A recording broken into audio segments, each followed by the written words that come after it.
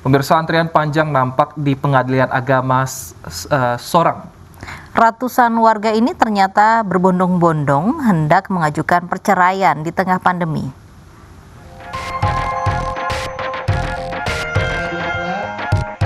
Antrean panjang tampak di Pengadilan Agama Sorong, Bandung, Jawa Barat. Ratusan warga ini tengah mengantre untuk berbagai keperluan seperti antrean sidang, pengambilan produk pengadilan, dan antrean layanan hukum lainnya. Sebelumnya, antrean ratusan warga di Pengadilan Sorong ini juga sempat viral dan menghebohkan sosial media. Pihak Pengadilan Agama tak menampik bahwa pengajuan perceraian di wilayah Kabupaten Bandung mengalami peningkatan selama pandemi.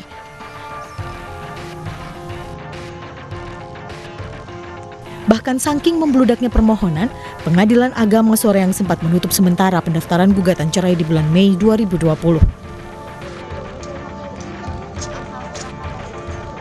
Itu karena terdiri dari 3 pintu antrian.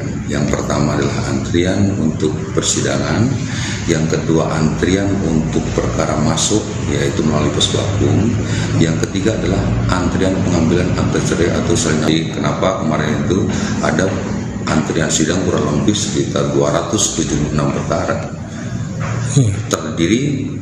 terpisah menjadi 4 ruang sidang. Perkara masuk tanggal 24 Agustus kemarin itu juga terdiri dari 71 perkara.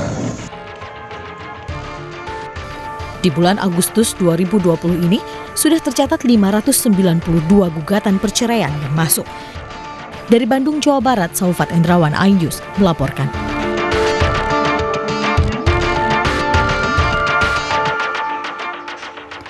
Kira-kira apa yang menyebabkan angka perceraian di Indonesia meningkat drastis di saat pandemi, dan berikut opini masyarakat.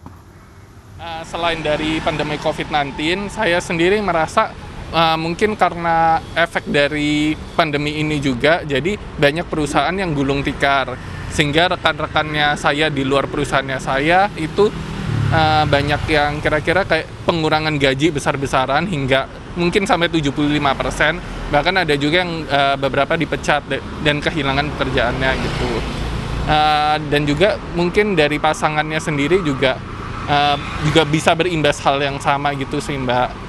Ya, dari faktor ekonomi juga, terus mungkin karena sering bertemu juga di rumah sehingga mereka juga mungkin karena stres nggak punya pekerjaan jadi bisa memicu KDRT juga sih Mbak.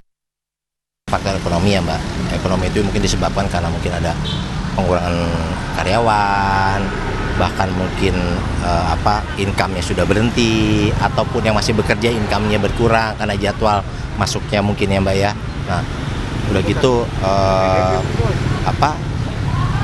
ya jadi masalah ekonomi itu jadinya muncul di rumah tangga, pemicu ya mungkin karena aktivitasnya berkurang, semakin sering bertemu antara pasangan, namun tidak ada peningkatan ekonomi, bahkan penurunan ekonomi, income sudah tidak ada, ya mungkin itulah muncul dari masalah ekonomi menjadi masalah rumah tangga. Presiden Joko Widodo pagi tadi meresmikan Bandara Internasional Yogyakarta. Peresmian bandara yang dikenal dengan Bandara Kulon Progo itu diharapkan bisa meningkatkan perekonomian masyarakat.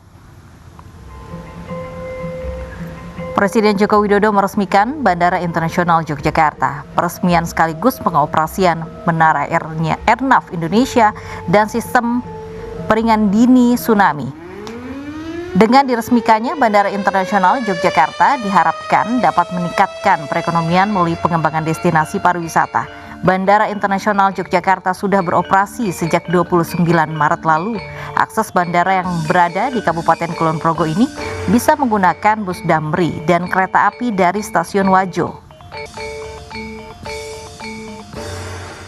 Bandara Internasional Yogyakarta ini, saya juga terima kasih pada PP dan Angkasa Pura I yang tadi kita lihat secara detail pengerjaannya juga